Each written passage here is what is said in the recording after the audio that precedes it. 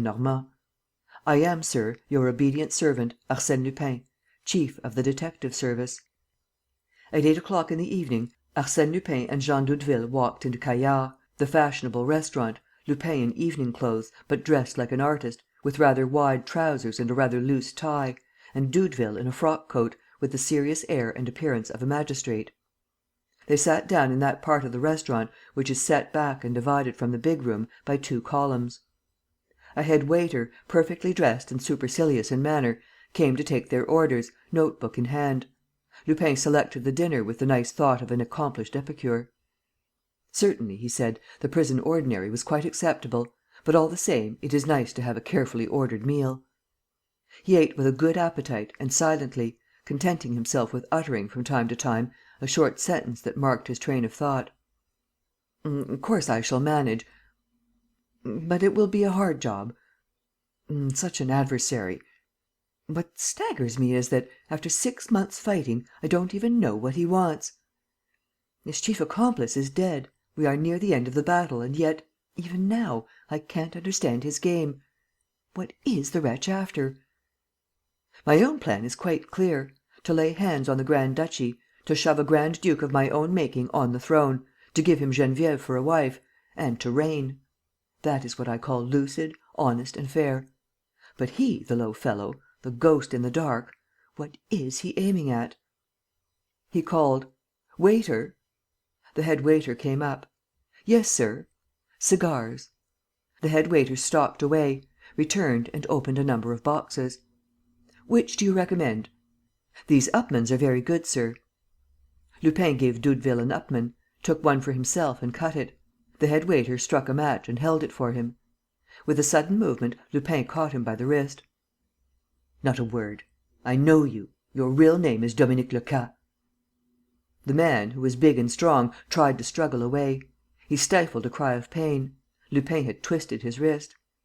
"Your name is Dominique. You live in the Rue de la Pompe, on the 4th floor, where you retired with a small fortune acquired in the service. Listen to me, you fool, will you, or I'll break every bone in your body. Acquired in the service of Baron Altenheim, at whose house you were butler." The other stood motionless, his face pallid with fear. Around them, the small room was empty. In the restaurant beside it, 3 gentlemen sat smoking and 2 couples were chatting over their liquors. "You see, we are quiet. We can talk." "Who are you? Who are you? Don't you recollect me? Why, think of that famous luncheon in the Villa Dupont. You yourself, you old flunkey, handed me the plate of cakes.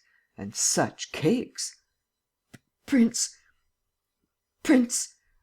stammered the other. "Yes, yes, Prince Arsène.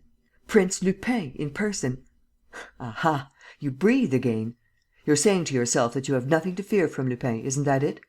Well, you're wrong, old chap, you have everything to fear." He took a card from his pocket and showed it to him. "There, look, I belong to the police now. Can't be helped, that's what we all come to in the end, all of us robber kings and emperors of crime." "Well?"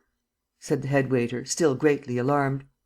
"Well, go to that customer over there, who's calling you, get him what he wants and come back to me. And no nonsense, mind you. Don't go trying to get away. I have 10 men outside, with orders to keep their eyes on you. Be off." The head waiter obeyed. 5 minutes after, he returned and, standing in front of the table, with his back to the restaurant, as though discussing the quality of the cigars with his customers, he said: "Well, what is it?" Lupin laid a number of 100-franc notes in a row on the table. "1 note for each definite answer to my questions." "Done." "Now then, how many of you were there with Baron Altenheim?" "7, without counting myself." "No more?" "No. Once only, we picked up some workmen in Italy to make the underground passage from the Villa des Glycines at Garches." "Were there 2 underground passages?" "Yes, one led to the Pavillon Hortense and the other branched off from the first and ran under Mrs. Kesselbach's house." "What was the object?" "To carry off Mrs. Kesselbach." "Were the 2 maids, Suzanne and Gertrude, accomplices?" "Yes." "Where are they?" "Abroad." "And your 7 pals, those of the Altenheim gang?" "I have left them. They are still going on." "Where can I find them?" Dominique hesitated. Lupin unfolded 2 notes of 1,000 francs each and said: "Your scruples do you honour, Dominique. There's nothing for it but to swallow them like a man and answer." Dominique replied: "You will find them at No. 3, Route de la Revolte, Neuilly. One of them is called the Broker." "Capital. And now the name, the real name of Altenheim. Do you know it?" "Yes, Ribeira." "Dominique, you're asking for trouble. Ribeira was only an assumed name. I asked you the real name." "Parbury." "That's another assumed name." The head waiter hesitated. Lupin unfolded 300-franc notes. "Pshaw! What do I care?" said the man. "After all, he's dead, isn't he? Quite dead." "His name," said Lupin. "His name? The Chevalier de Malreich."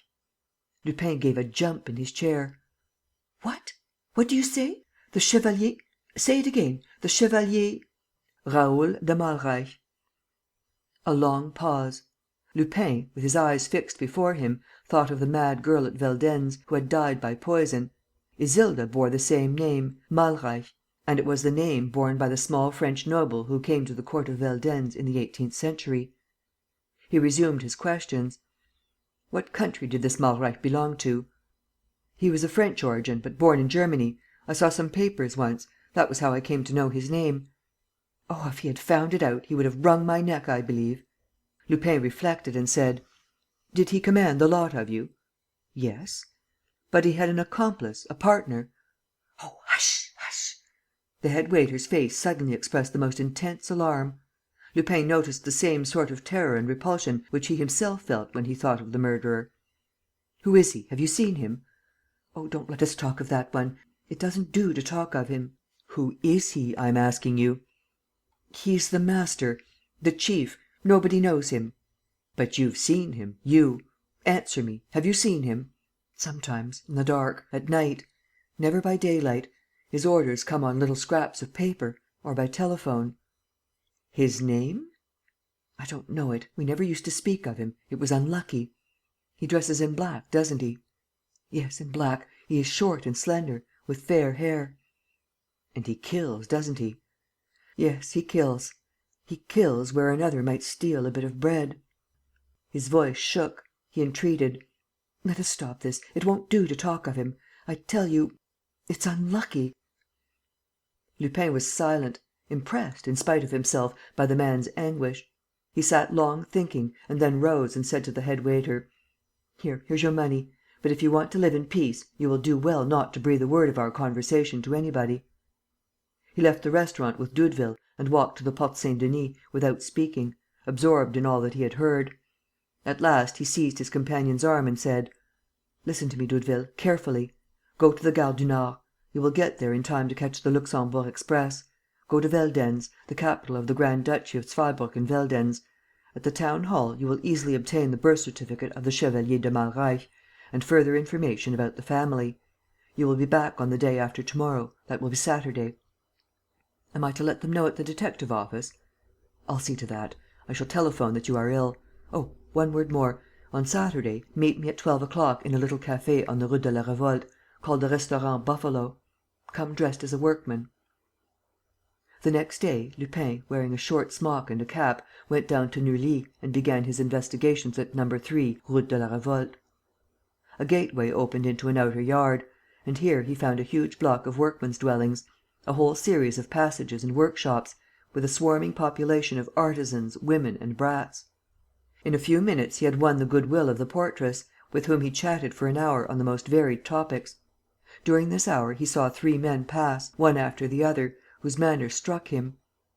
"That's game," he thought, "and gamey game at that. They follow one another by scent. Look quite respectable, of course, but with the eye of the hunted deer which knows that the enemy is all around and that every tuft, every blade of grass may conceal an ambush."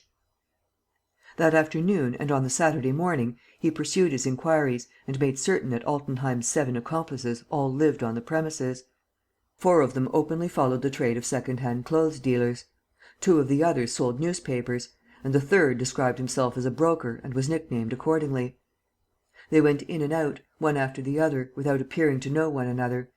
But, in the evening, Lupin discovered that they met in a sort of coach house situated right at the back of the last of the yards, a place in which the Broker kept his wares piled up: old iron, broken kitchen ranges, rusty stove pipes; and also, no doubt, the best part of the stolen goods. "Come," he said.